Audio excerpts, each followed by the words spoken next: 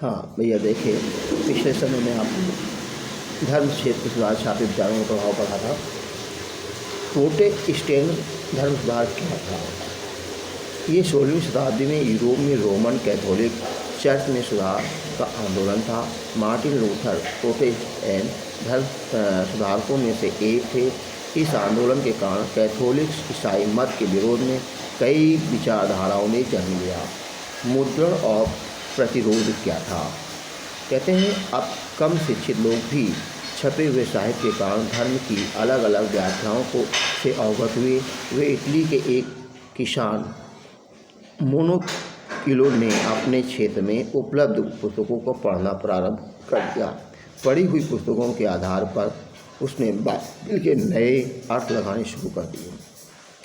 मोनोकिलो ने ईश्वर और दृष्टि से संबंधित ऐसे विचार बनाए कि रोमन कैथोलिक चर्च उसे नाराज हो गया।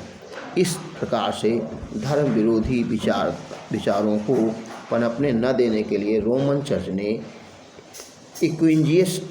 इंक्विजिशन नामक संस्था स्थापित की। कौन सी? इंक्विजिशन।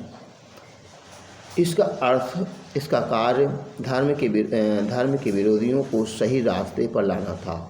मनुकियो को 2 बार धर्म विरोधी गतिविधियों में लिप्त होने के कारण पकड़ा गया। अंततः उसे मृत्युदंड दे दिया गया। धर्म के बारे में चर्च की दृष्टि में अनर्गल व्याख्या और उस पर उठाए जा रहे सवालों से परेशान रोमन चर्च ने प्रकाशक और पुस्तक विक्रेताओं पर कई तरह के प्रतिबंध लगा दिए। सन 1658 में प्रतिबंधित किताबों की सूची रखने लगे। इंक्विजिशन क्या था? विद्यार्थियों की पहचान करने और दंड देने वाली रोमन कैथोलिक संस्था थी। विधर्मियों लिखा है, विधर्मियों विद्यार्थियों या जो भी विद्या का धर्म रूपी विद्या ग्रहण करते थे, विधर्मियों की पहचान करने के लिए और उन्हें दंड देने की जो संस्था थी, कैथोलिक संस्था, उसे इंक्विजिशन कहते थे। इंक्विजिशन। अब किताबों का डर क्या था?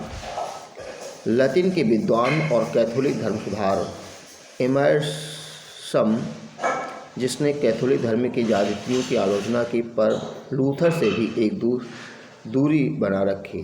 प्रिंट को लेकर बहुत आशंकित था। उसने एडचेच में लिखा, किताबें भिनभिनाती नथियों की तरह हैं। दुनिया का कौन सा कोना है जहाँ ये नहीं पहुँच जाती? हो सकता है कि जहाँ तहाँ एकाध जानने लायक चीज़ें भी बताएं, लेकिन इनका ज़्यादा हिस्सा तो विद्वता के लिए हानिकारक ही है, बेकार ढेर है, क्योंकि अच्छी चीज़ों की अति भी हानिकारक ही है। इनसे बचना चाहिए। मुद्दा दुनिया का सिर्फ तुच्छ जैसे निम्नलिखित चीज़ों से ही नहीं पढ़ रहे, बल्कि बकवास, बेवकूफ़, सनसनीखेज, धर्म विरोधी, अज्ञानी और षड्यंत्रकारी किताबें छापते हैं, और उनकी तादाद ऐसी है कि मूल्यवान साहित्य का मूल्य भी नहीं रह जाता। तो कहते हैं इस पर आगे चर्चा करें। छपाई से विरोधी विचारों के प्रसार को किस तरह बल मिलता था? संक्षेप में लिखें।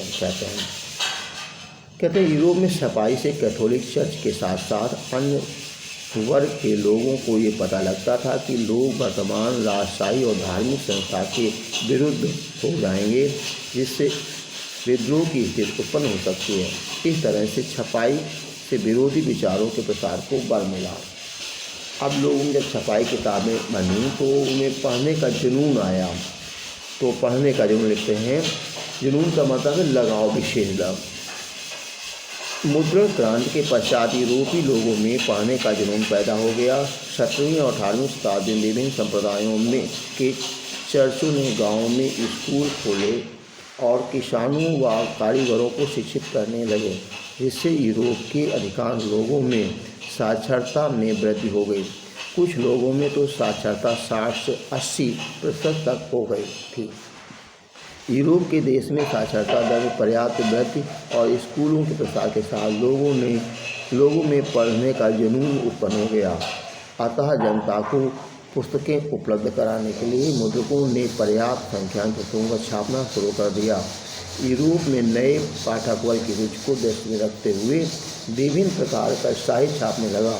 नए पाठक वर्ग की बढ़ती हुई संख्या को देखते हुए पुस्तक विक्रेताओं ने गांव-गांव जाकर छोटी छोटी पुस्तकें बेचने वाले फेरी वालों को नियुक्त किया।